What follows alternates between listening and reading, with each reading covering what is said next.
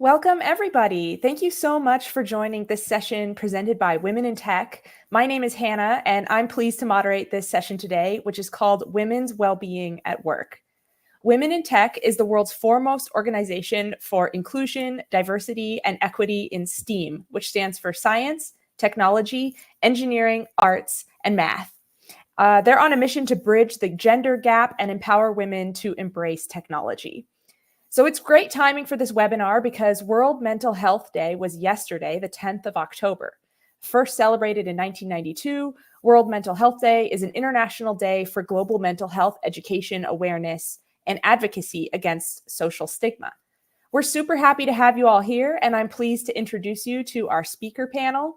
We have with us today Tiffany Clark, Vice President of People Solutions and Global Wellbeing at S&P Global, Marina Sevastidou, Senior HR Business Partner, Corporate Functions at Wargaming, and Elina Vale, CEO and co-founder of the Essence app.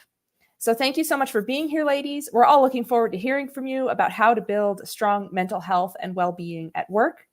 So the way that this is going to work is, first, I'm going to open the conversation with some questions about mental health at work, and you will have the chance to write questions that arise in the chat on the right side of your screen. I'm going to do my best to moderate these and help everything flow smoothly. I hope you all enjoy the session. Without further ado, the first question for our esteemed panel, Marina, I'll direct the first question to you. What are some unique mental health challenges that women face in the workplace today?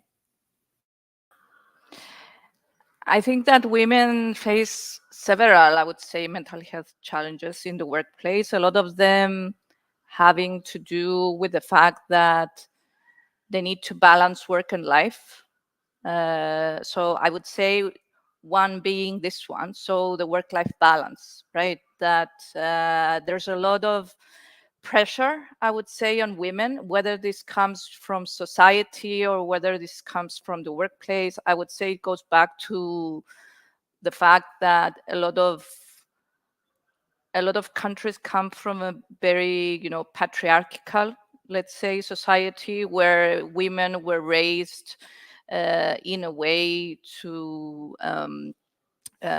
be ready, let's say, not just to be successful in their careers, but also be expected to be not just great professionals, but also be able to uphold a household, right, in the best possible way.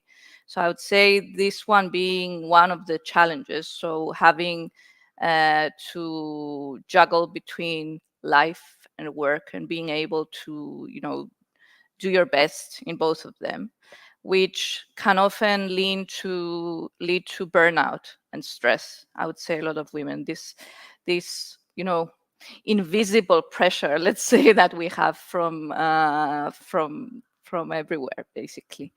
The other one I'd say being gender discrimination, and this coming from the fact that there are different biases and stereotypes that are in different workplaces, right? And especially in male-dominated industries or professions. And these things, they have a real impact on women's confidence and mental health, a lot of times causing, stress and anxiety to them. And also the fact that there might be barriers to career advancement. We see women holding positions a lot of times in industries or in kinds of, professions where the glass ceiling, exists. And it's kind of, difficult for them to have this sort of progression that they might be wanting or be expecting. And a lot of times this causes to them, it may cause, discouragement, demotivation, disengagement, and overall impact their mental health. And I would say another factor has to do with the expectation that women, need to be not just great professionals, but good mothers and caretakers. So that has to do with the maternity and caregiving. factors of their life. And I'd say that this has an impact as well on mental health, because women are in a position where, coming back from maternity, they try to adapt back to the workplace. And a lot of times it's taking a toll on them to be able to, manage the two. And a lot of women, on the other hand, when it comes to caretaking, they may not have the relevant support group or resources to be able to do it. And the workplace may not be supporting them in such a way, so they can be, caretaking for their children and also be able to, do their work in the best possible way. So this again has an impact on mental health. And another one, it may be the fact that we see women maybe being more likely to experience harassment or even, sexual harassment at work. So, and especially in what I mentioned earlier, in industries that are more male dominated, or they may be considered, the weaker link, let's say. Yeah. So this causes a lot of stress, a lot of insecurity, a lot of, isolation on them, making them feel even ridiculed sometimes. Yeah. And takes a toll on the mental health generally. Yeah. Thank you so much for that broad answer, because I think that gave us a really great introduction to the many challenges that we face as women in the workplace. You covered things like work-life balance, gender discrimination, especially in male-dominated industries, expectations that we carry to be mothers and caregivers that men don't often carry in their workplace, and that we're more likely to experience risks like harassment at work. So thank you so much for that. I think that's a great segue into the next question I'd like to ask. And I would love to hear from each of you, Elina, Tiffany, and Marina, about the one or two most important strategies or tools that you've used to help deal with any one of those challenges that you've faced. And I'd also like to hear if you agree with those. Do you think that that was an accurate representation of what women are facing in today's workplace in the tech industry? Yeah, so I can go ahead and start. And I would say, yeah, Marina, I think, did a really great job, outlining and describing all of the different, challenges that we face in the workplace. And I think one of the important things and how you manage it is one, having a community, right? I think it's really important to have, a network and a community, especially of, not only women, but also allies of, women in the workplace that you can talk to and discuss some of the challenges that you're going through. I also think it's important, to use therapy, right? So behavioral health is essential to be able to talk about and discuss some of the challenges that you may be facing individually. And then the last thing I would say is just being really intentional and conscious about your boundaries. I think often, because we are wearing multiple hats, we're not really good about setting and communicating our boundaries, whether it's in the workplace or even within our own, families and households. We just try to take it all in. Right. And then that's where we get to that burnout phase. So I would say, I think Marina covered it all, but I think those are, three key elements that can really help us, face some of the challenges that we face. Thanks so much. Elina, I'd like to ask, because I know you are the CEO and co-founder of the Essence app, if you could just briefly explain what that is and maybe touch on how technology like apps and platforms can be a tool for supporting mental health at work and overcoming some of these challenges. Yeah, sure. Sure. So first of all, I think it's important to mention that well-being in the workplace for women is directly tied with DI initiatives, diversity, equity, inclusion, and being able to recognize that these initiatives are essential for employees and for business as well. They make a lot of sense in terms of preventing burnout, preventing harassment, preventing all of it. Things that Marina also mentioned before, but making this pray what we preach, do not just put this on our website that we are a DI company and we have DI values, but actually do some actionable steps towards these directions. Because we are, at Essence, we're working on hormonal health, and specifically we're helping companies to implement menstrual well-being policies in the workplace. So and it's a very sensitive topic for many people, especially for older generation, because we see that Gen Z is more open to talk about it. But when it comes to older women, like millennials like me, for example, or people who are going through perimenopause and menopause, these topics are so much stigmatized. And it's still being considered as something niche, something that we need to just swipe under the carpet, not bring up, even though a lot of women suffer. We see that report shows that 2 out of 3 women report that negative periods negatively impact their work life. Women going through perimenopause and menopause consider quitting their job because they do not have the support that they need from the company, from the workplace. And it's not just support, it's also lack of knowledge and lack of education and lack of light for these areas. So I think do not consider women as a niche, understanding that if we bring some equitable work initiatives in the workplace, it actually helps the whole company to build a better corporate culture, because it's not just about women, it's about our, as Tiffany mentioned, allies, men who work with women, who live with women. They have daughters, they have sisters, they have colleagues. We all live in one environment that we co-create, but so far, the whole world is built and shaped around men mostly because of patriarchy that Marina brought up. And it's not moving us forward, and it's very harmful for both women, men, and for business overall.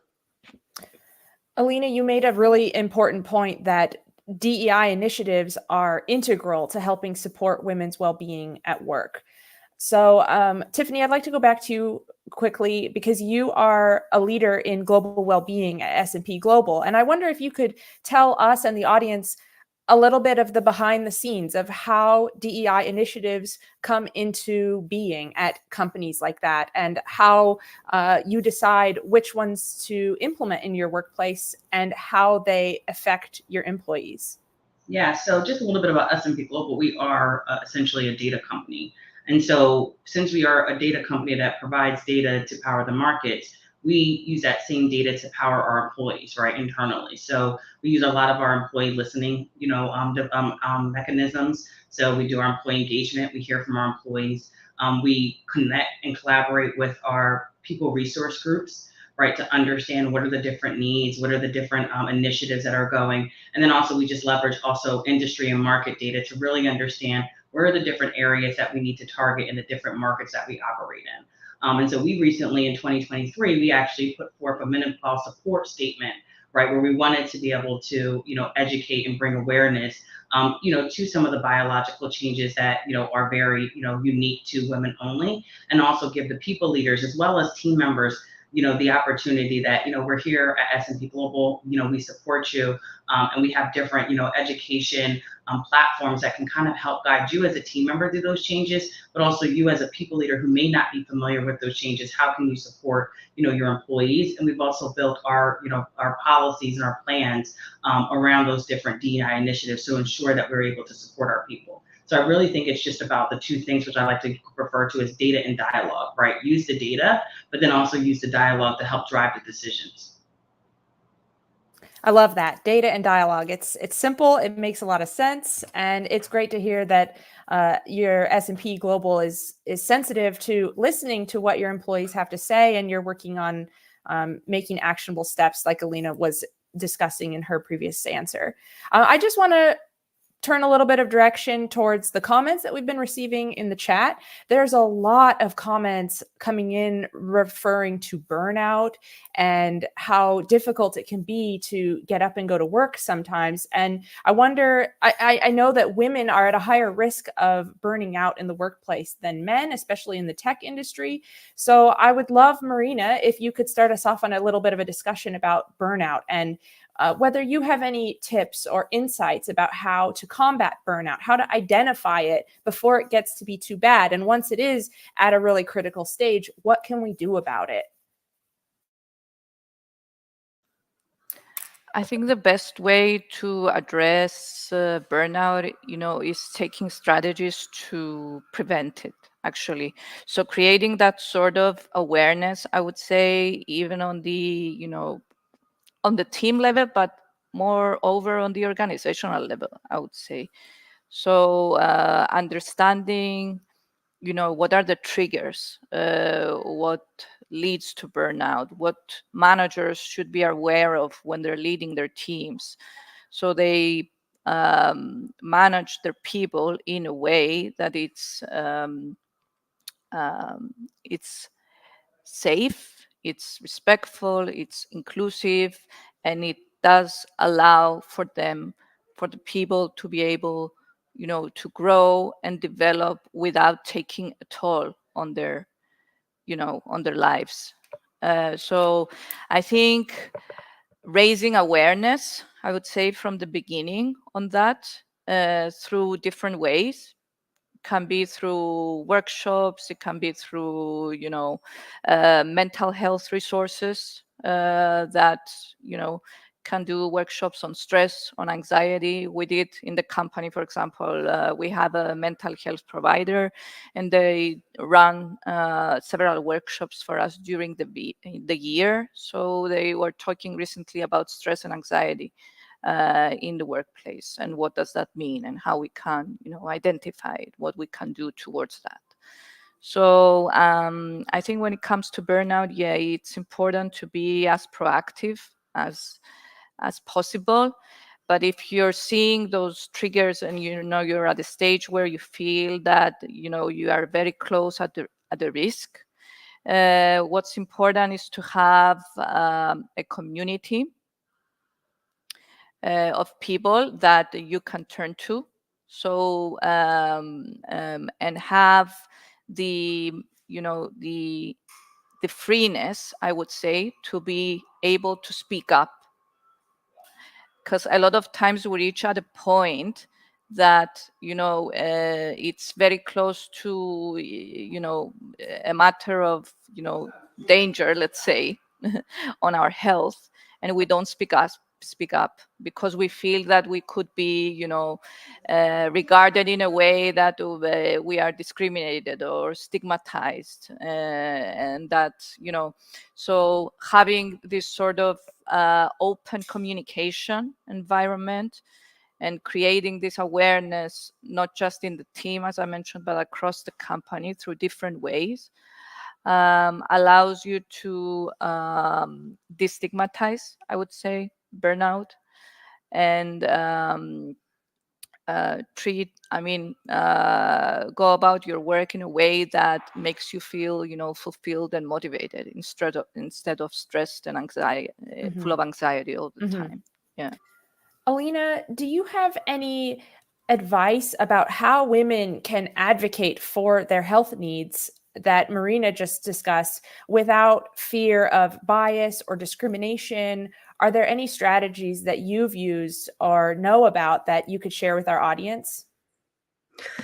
Sure. And I see in the comments that Shannon is commenting that she feels that it's so overwhelming, and she also feels that she's extremely hard on herself. And I think it's very common for women. So we see that this overload is very big because of our work, because of caregiving responsibility, because of women's health issues that are not being addressed, because most of scientific research being done on male bodies because it takes up to 8 years to diagnose endometriosis.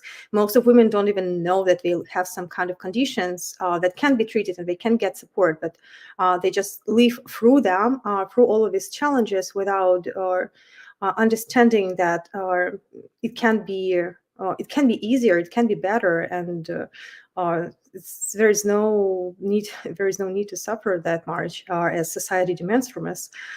So I think it's very hard for women to advocate by themselves. Mostly, I would say that it can be done through women's ERG, like employee resource groups, if they can bring up these topics first in their safe environments of like-minded people, and once they share this, when they discuss it internally, then it would be easier to bring it up to leadership and to other colleagues. I would say it's a great step forward into starting these dialogues. Another thing is it should be also bringing to employees from top down. It's very important for leaders to understand that having inclusive and equitable work environment is important, and it needs are some actions, and it needs resources. Yes, it will bring this. It will work in we will see the return of investments. But we need to invest in this time, in this energy, invest people into solving these issues. So this importance of these topics is very, very much, I think now is not a priority for many companies, but women themselves on an individual level, it's very hard. And I know I speak with a lot of women who have some issues with their menstrual health, for example, and it's impossible for them to just tell their managers that they have these issues because they're afraid that there's going to be a lot of bias, they will be considered weak. It's saying that we see that in women's health are the same things happening was with mental health and general overall well-being in the workplace. So 10 years ago, decade ago, it was very much stigmatized. Like you cannot go to your manager and say that you have burnout because it's also considered to be a weakness. But when it comes to women's health, if women is going through menopause and needs a support, there is more resistance, there is more pushback because it just concerns women. And when it's just about us, it's still not a priority. Yeah, I think you gave some really great examples of how we can try to take this seriously in the workplace, answering Cecile's question about how we can bring this as a serious issue and joining women's ERG groups, pushing for top-down implementation of DEI programs. And I just want to tie back to what Tiffany said earlier about building a community, a strong network of allies, and setting strong boundaries. I think those are all really practical tips that we can work on implementing every day to build people around us who can support us. I see so many. Thank you so much to all of the audience who is sharing so many of their experiences in the chat. I think it's really important that we recognize that we're all going through the same similar things, and we're not alone. And we can find community in organizations like Women in Tech, in ERG groups, within our companies. So thank you so much for sharing all of that. So I'd like to shift now that we've talked a bit about burnout. I'd like to talk about another term that we often face in the workplace. And Tiffany, I'll direct this question to you. Do you believe in imposter syndrome? And what impact does imposter syndrome have on mental health? And how can it be addressed in the workplace? Yeah, so I actually personally don't believe in imposter syndrome. I actually am intentional not prescribing to that, because if you actually look at what the definition of imposter means, it's like somebody that's not supposed to be there. And I know I'm supposed to be where I am, right? I know that I have done the work, have gotten the education, have delivered the results. So I actually, am intentional about not prescribing imposter syndrome on myself. Very similar. I think it's a term of discrimination that's used to be put on to, women and people of color to make them feel like they're not where they belong. And so I don't prescribe, to imposter syndrome. I encourage anybody that I talk to or I mentor to not prescribe to it. And, the way I kind of do that is like, when I'm a big believer in affirmations, right? So I constantly in the morning, right, I listen to my affirmations, I have career affirmations, and then I try to share those affirmations out with the people, that I interact with on a day-to-day basis, because I believe that you are only what you believe in yourself. And so if you tell yourself you're an imposter, then you are. So I do not believe in prescribing to imposter syndrome, and I really encourage that women should not do that as well. We fought really hard to be able to work. We didn't start working until 1964 is when women were actually allowed to work in the workplace. And just that's only been 60 years, and the strides that we have taken, where we have risen without, having all those different challenges. So I don't prescribe to imposter syndrome at all. And I encourage that we don't put that label on ourselves. That is so powerful. Thank you so much for sharing that. I think for so long, women have had this perception like, oh, I don't belong here. I shouldn't be here. And it is so inspirational to feel that times are changing and that we are where we're meant to be. And thank you so much for sharing that. It was extremely powerful. I would add, Hannah, to what you said. They did not have the belief. They were made to believe that they don't belong there, or they don't have, the right to be there, or the right skills, or the right education, or the right, knowledge to be where they are. Exactly. So what it's about the environment as well. Yeah. What do you think has changed in the environment that has allowed us to get to this point where we can finally say we belong? Behavior, right, and results, right? So if you think about from a business perspective, facts are the facts, right? The famous phrase is, men lie, women lie, numbers don't lie. Numbers don't lie. That you've been able to see in the data and the statistics how women have been able to consistently, deliver, right? You see it happen in corporate America all the time. Something's wrong, give it to the woman, it'll get right, right? So I think that's just what it is. It's just you cannot, as much as people would like to, you cannot deny the facts. I also think forums like this, where people are becoming more comfortable, sharing, bringing awareness, bringing education, building that sense of community, talking to each other. We talked about different generations and different generational behavior. When, my parents were growing up, you didn't talk about how much money you were making. So you weren't aware that you were making less than maybe your male counterpart. Now that's something that it's talked about, more freely. Right, women didn't feel comfortable talking about, some of the challenges that they were facing at home, or feeling comfortable talking about having kids, because I think I saw somebody in the chat referring to like it would diminish your career. Right, you even see it happen not only in corporate America, but you see it even happen in like the entertainment industry. It's celebrated, right, to be able to be pregnant. People get pregnant and they're showing their stomachs all the time, and that's the the top of the news. So I think we changed the narrative for ourselves. Because it kind of goes back to what Marina said. We were no longer going to have these perceptions pushed down on us. We owned our own narrative, and I think that is what really changed. Is women really started to be more vocal and own their own narrative. So well said. Thank you so much. I just want to remind our audience that you can feel free to drop any questions that you have for our panelists in the chat, and we'll be sure to get those addressed. Let's talk a little bit about flexible work and how women's well-being has evolved since, say, the COVID pandemic and in the last couple of years, since we're kind of talking about how things have been changing for us in the last several years. So maybe, Elina, since you work with a digital tool, I know you work on a remote team. Could you talk a little bit about how virtual work environments, and maybe Tiffany and Marina, you also seem to be working from home, so maybe you have some insights about this too, about how to maintain your well-being when you're not in an office. So, I have experience of working from all over the world, and I work with teams and on different time zones.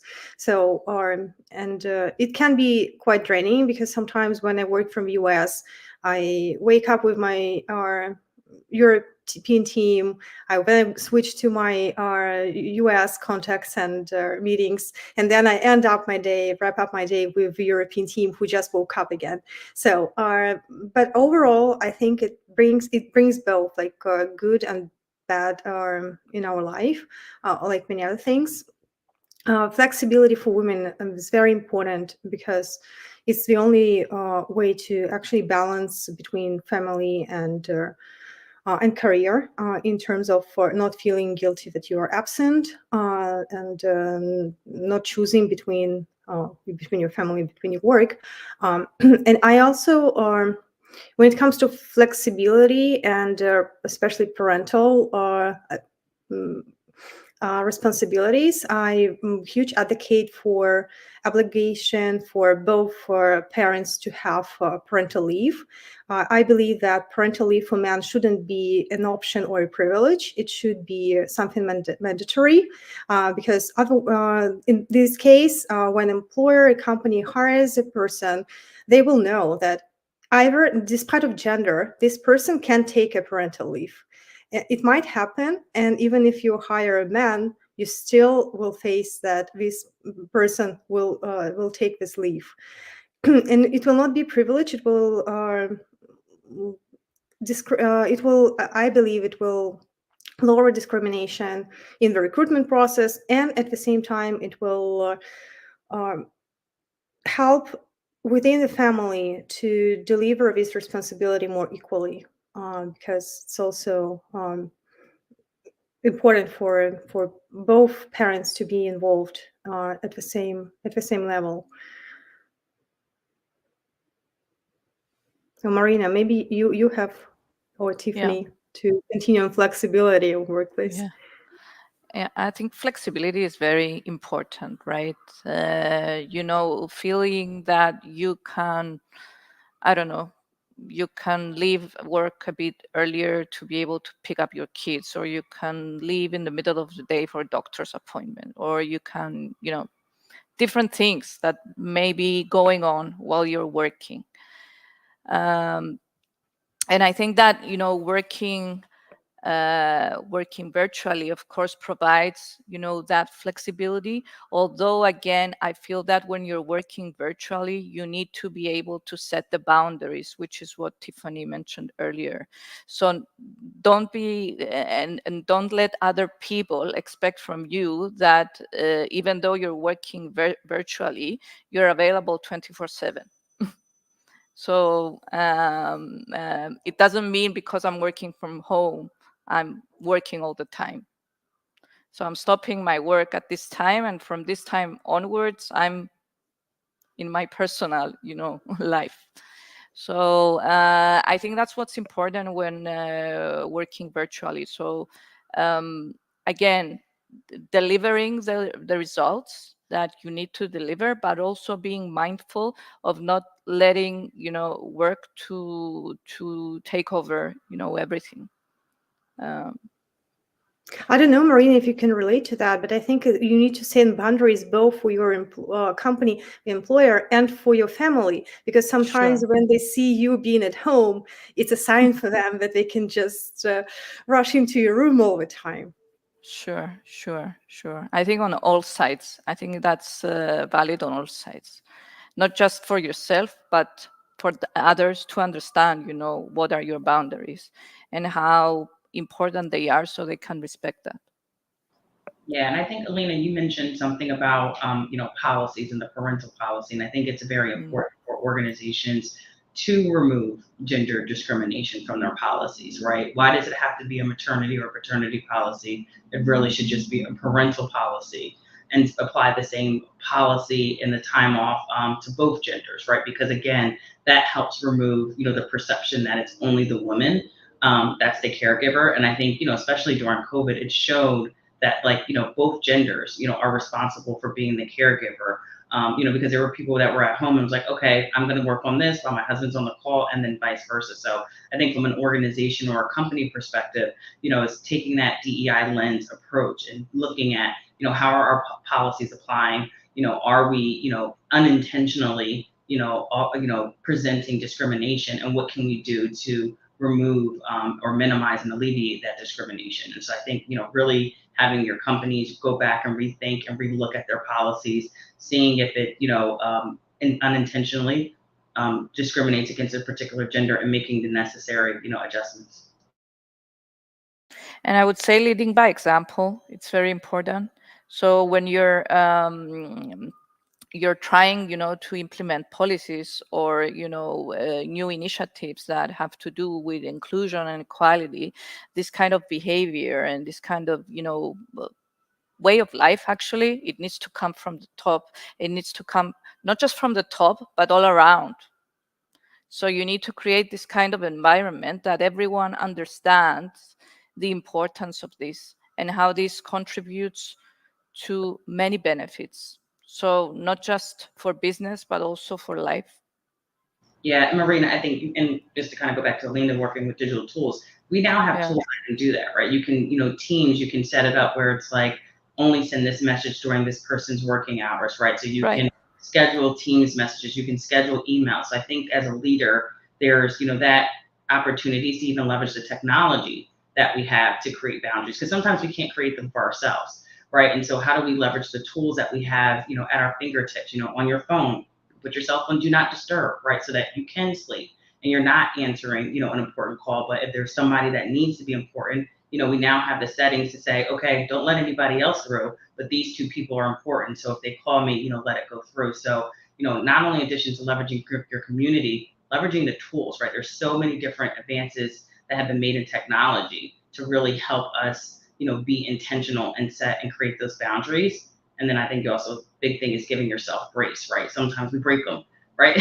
Sometimes it happens. Sometimes we answer the phone in the middle of the night, even though we shouldn't have. But I think it's, leveraging the tools, leveraging your people, and then also giving yourself grace. I'd love to hear in the chat if anybody has any examples of boundaries that they've set in the last couple of weeks, couple of months that you would be willing to share with the other people who are attending. And Elina, as a founder, I think you have a unique position as someone growing their own company, trying to maintain a balance and positive mental health and well-being. Could you share a little bit more with us about what that's like to be an entrepreneur? I think there are several entrepreneurs in the women in tech community that would benefit from hearing a little bit about your experience. Yeah, I think it's like very much relatable to other working women. Many challenges are the same, and we're also international because I was doing a lot of programs at Women in Tech across 93 countries, and we have people from all over the world. And which it first surprised me that no matter where we live, we experience so many similar issues and problems and gender inequalities. So I think many of this will resonate with high risk of burnout, but who is not having that? I think in entrepreneurship, the two maybe things that stands out first is it's more lonely journey. So you're pretty much by yourself, and you do not have this power of big organization. You do not have this well-being benefits department that will provide you perks. You will not have this ERG group. So you have all of that, but in your personal life, mostly your ERG group is your group of friends, and that should be it's a powerful women's club that you have.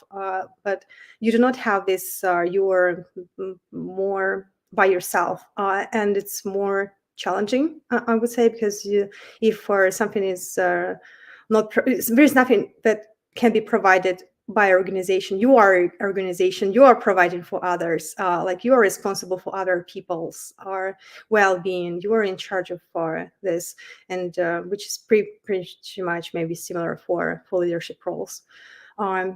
So in being mindful about your own, it's more about limits and boundaries. Maybe it's also important because it's sometimes it's work that you have that will never be finished. There is always something that you need to do, and there is always something urgent, and setting time aside for your self-care, for your family, for your friends. sometimes can be challenging because you have so much at stake. But from what I see is not knowing your limits really help you to maintain your passion and to maintain this long term, because if you press yourself too hard, you will not be able to do it like as a marathon on a long term basis. So I would say these things. Thanks so much for sharing that. As we move towards the last few minutes of our webinar, I would love to hear from each of you one at a time what you're going to do in the next couple of days, in the next week, to support your well-being at work. Something that you're going to implement, something practical, just to give us a little peek into how you manage your well-being at work in your unique positions. So Marina, let's start with you. I will take the time I need to be with my family. Don't work, until very late. And I do this intentionally, actually, since being a mother, I would say even more. So I try not to stay at work, even, like 30 minutes, 1 hour max, more than needed, if it's needed. So this is one thing. I will also keep doing my exercise, which helps me a lot on my mental health, which makes me feel stronger and more confident in how I will go about my day and my goals. And I will continue to get the support of my colleagues and my friends who understand, the different challenges that women face in the workplace when it comes to mental health. Tiffany, how about you? Yeah, so I mean, very similar to Marina, right? Just making sure, I set my boundaries, so I allow myself the time. Like I like to go on a walk in the morning, so making sure, when I'm looking at my calendar, it doesn't, impact me having the time that I need to do the walk. One of the things I've been telling myself is like, it's okay to eat the ice cream. Sometimes it's a bad day, and I want ice cream, and I'm gonna eat it. So like, those are probably the things that I'm gonna do is like make sure I get my walks. Like you said, take the time that I need and then eat the ice cream when I want it. So yes, that's what I'll be doing to help my mental health. Right there with you. Getting outside, having some ice cream, it's always going to make my day better. Elina, how about you? Yeah, before I answer, maybe also people who are watching and writing comments, you can say what you're going to do, because it's also a great source of ideas of what we can pick up. I will reply to some of my friends who are very great in supporting me in this journey, and I'm not very good at getting back to them right away. So I will have a couple of like calls or walks with my friends, because it's a community of people who really help us to maintain and to improve our mental health and well-being, but just make our life way better. And at the end of the day, we work and we create something, but it's always about people. Like I measure happiness in how many hugs with people I love I have in this particular day or month. So just being around people, don't close up, because sometimes burnout and depression or other well-being challenges that we have really close us up, because we might feel disconnected from other people. We might feel resentment. We might experience like this urge to be lonely, to just close. And when it happens, it's actually what we need to do is to do the opposite, is to go and reach out to our family, to our friends, to therapists, to support, because it's not a good sign, and it will never make us feel better at the end. Ladies, I can't thank you enough for your generosity in sharing your experiences and your honesty. I think we all learned so much, and it was just wonderful to reflect with you about all these challenges that we're facing with practical tips and real experiences that we can consider when we're dealing with these things in our daily lives. Shannon's asking how often this webinar happens, and we don't have a regular schedule for these, but we invite you to follow Women in Tech on LinkedIn and other social media to help stay in the loop about when we will have webinars like this. So thank you so much for the audience, for all of your contributions. We hope that you have a fantastic rest of your day, and we will see you in the next one. Thanks so much. Thank you. Thank you. Thank you. Bye.